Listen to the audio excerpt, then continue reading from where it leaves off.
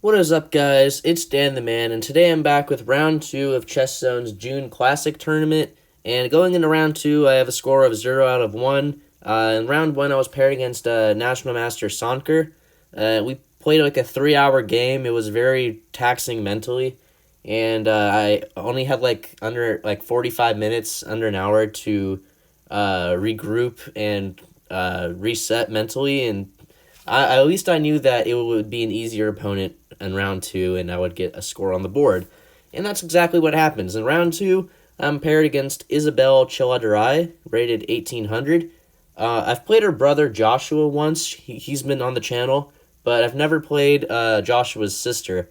So it would be interesting to have played both siblings. And what's funny here is that in round 4, I actually am paired against Joshua, so both of them are going to be featured on the channel for this tournament, so that's kind of cool that I played both of them. And I don't really know too much about Isabelle in terms of what she plays as white or black, so I was sort of, going, I didn't really have any sort of background on this, and I'm like, all right, let's just play a good game and try to get the point. Anyway, so these are 90 plus 10 games as a reminder. This is a classic tournament, and she starts the game off with e4. Here I go with e5, as always, knight f3, knight c6, and here she plays a very interesting, so to speak, opening. Not that it's bad or anything. She plays the Ponziani with c3. The Ponziani is not a bad opening, but it's not really played too much at the higher level.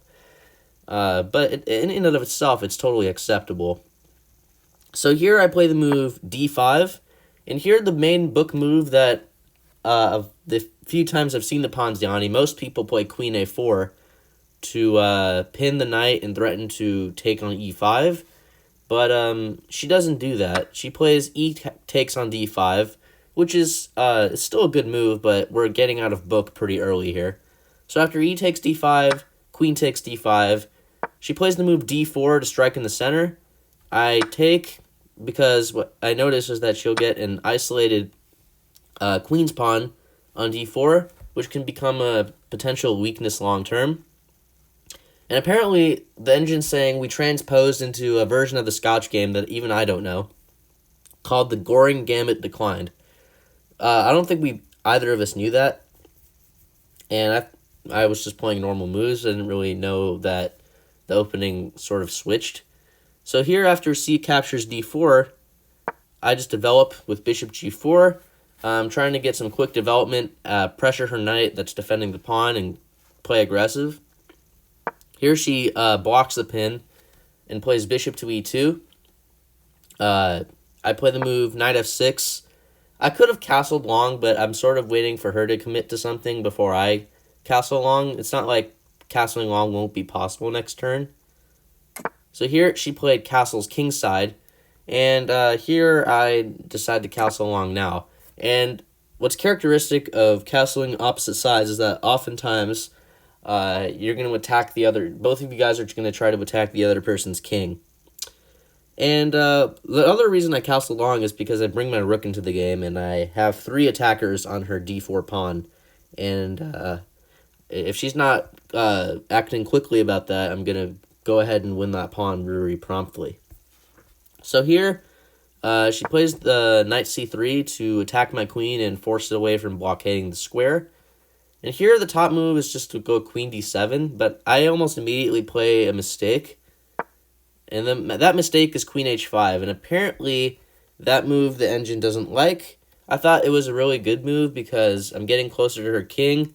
And next move I'm going to play bishop to d6 and have threats of taking her knight on f3 to remove the guard of h2, and go for a very swift checkmate if she's not careful. But here the top move is actually kind of surprising. The top move of the computer is h3, and while it makes sense at first that you're trying to, kick the bishop away, a lot of times the bishop can sack on h3 if the queen is there as well.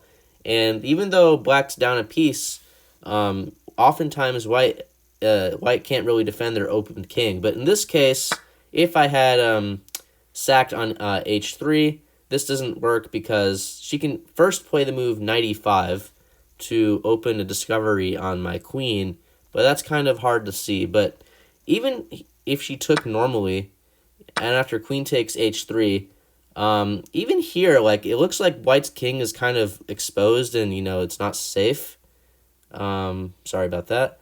But the engine says, just go knight g5 and hit my queen. I have to go back and defend f7.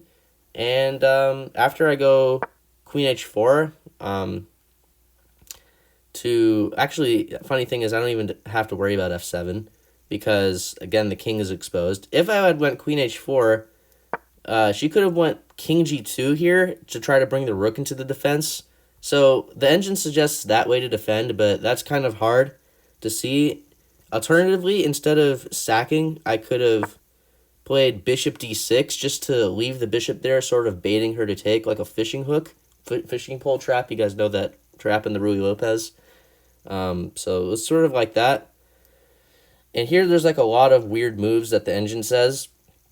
First off, if h takes g4, I'm better because after knight takes g4, here I'm just totally winning, actually. Well, not totally winning, much, much better because I have like 3 pieces staring at her king. So I could have went into this if she had played h3. But then engine here suggests something weird. It says bishop e3 for white. And if I decide to take now, again, she doesn't take back. She plays knight e5. These are like only moves I'm about to show you. Queen f5. These are like, again, like really weird defending for white. Bishop d3. Queen e6. Knight takes c6. B takes c6. And queen c2. So this is like really weird stuff. Apparently white's like plus 1.6 here.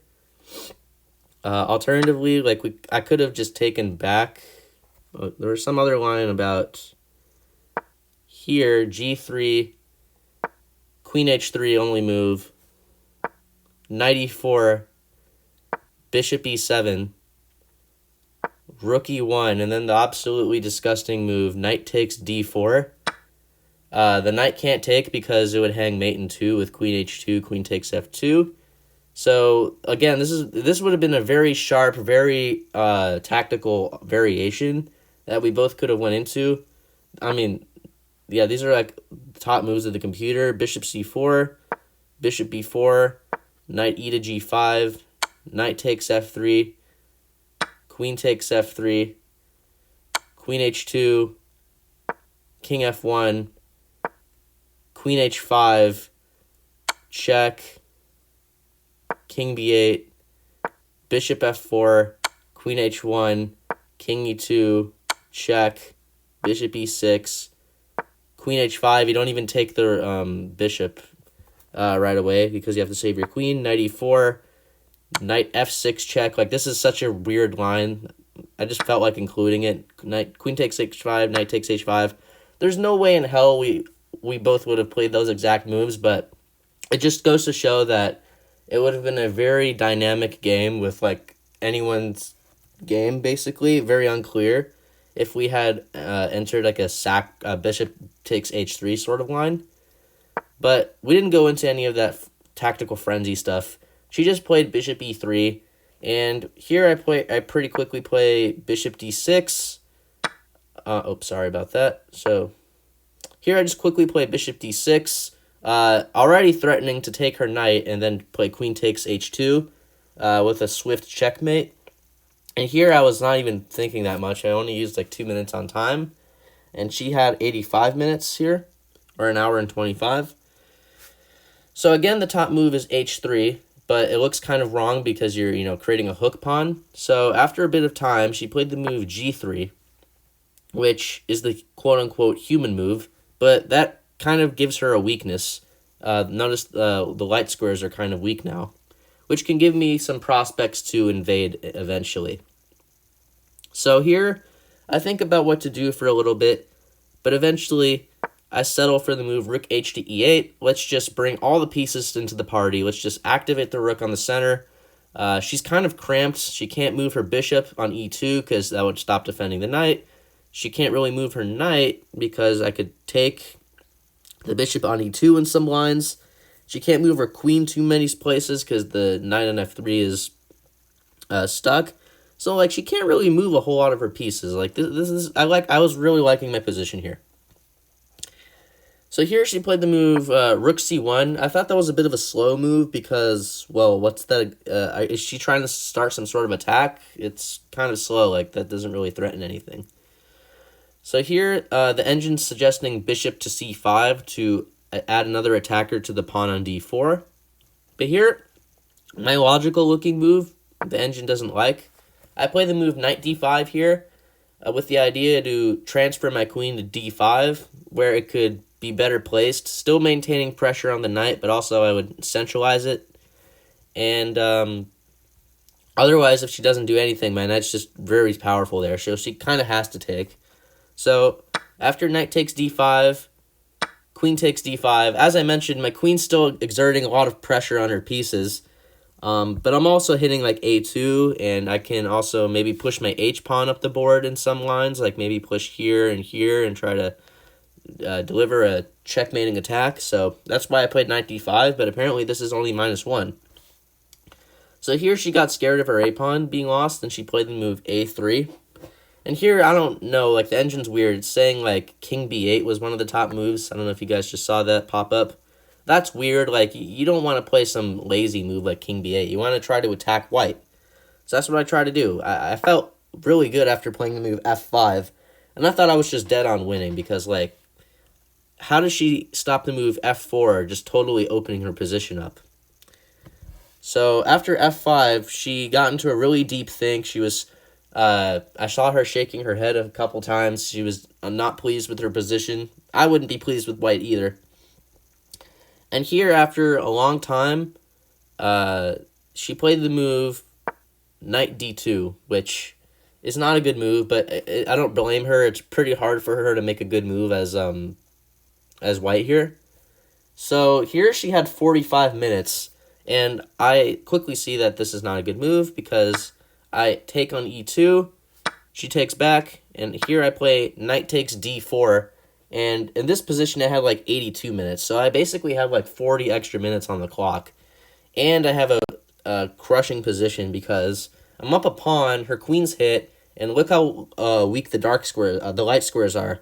If she doesn't like guard against knight f3 check or knight e2 check, that can just be lights out for her. So here she played the move queen d1 to try to stay on the diagonal and defend both e2 and f3. And here I play the move f4, just knocking on the door, trying to open her king up even more. And here she plays bishop takes d4, queen takes d4. I still have a -2 position. Here she plays queen g4 check. I wasn't worried about that. I just slide my king to b8, and life goes on. Like this, I'm still really happy about my position here. Here she plays the move knight c4, trying to trade off my pieces as quickly as possible so as to not get brutally checkmated. And what's funny here is that I almost hung my queen in this position. I almost played f takes g3, which would hang my queen on d4. Like if that happened, I would have basically done the Magnus table slam and just resigned, and I would be like super tilted. But it's a good thing I noticed that and didn't hang my queen in the classical game. So here I play the move h5. I thought this was a really good move. I'm attacking the queen, and if she takes my pawn, I would potentially open up the h file to attack on, and also just deflecting her queen away from that fourth rank line so I wouldn't be pinned anymore. So she takes on h5. I play f takes g3. The f pawn's pinned, and if h takes g3, I would have played bishop takes g3 and just opened up her king even more. So she correctly tries to trade off my pieces as quickly as possible to not get checkmated. So she plays knight takes d6 here, eliminating my very powerful bishop. And here I throw in an intermediate move. I play G takes f2, check. Might as well collect another pawn before capturing the knight back, right? So here, she played rook takes f2. Here I play queen takes d6. And here I'm up a pawn. It's true that my minor pieces that were attacking her king are gone, but I'm still up a pawn. We still got the heavy pieces on the board, and her king is pretty opened up. Like, she only has one pawn around her king, and this is still totally good for black. Like, don't get me wrong, I'm still totally winning, but she has fizzled out my attack a little bit, to her credit. So here, she plays the move queen g4. And I didn't really know what that did, so I just tried to... I noticed that the queen and the king are on the same line, so I promptly played the move rook e6, already threatening to pin her queen with rook g6. So here, she saw that, and played the move rook g2 to get on the file and block that attack. Here I play the move rook on d to e8, just doubling and threatening to come on the back rank and just totally butcher her king. Now, she spent a lot of time here again, and she totally shocked me with this move.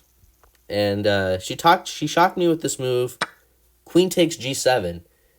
And, okay, the material is equal, but she must have been very brave, allowing my rooks to just slam on the back rank with rook e1 and having her king get hunted into the open.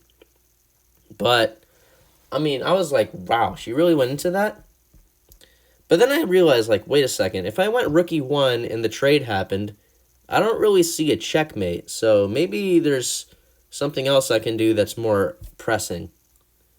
So here I was thinking also about queen b6 check as another candidate move, but that isn't as good because king h1, like, it looks like I'm attacking her king, but here she can just take, and after I take back, she plays rook g1, and then she sort of fizzles my attack. I basically have no attack here, so I don't want to go into that. Instead of rook e1, the engine just saying, hey, just play a slow move like a6, create a back rank left, and then improve your position slowly after that. I didn't have to really rush with any checks.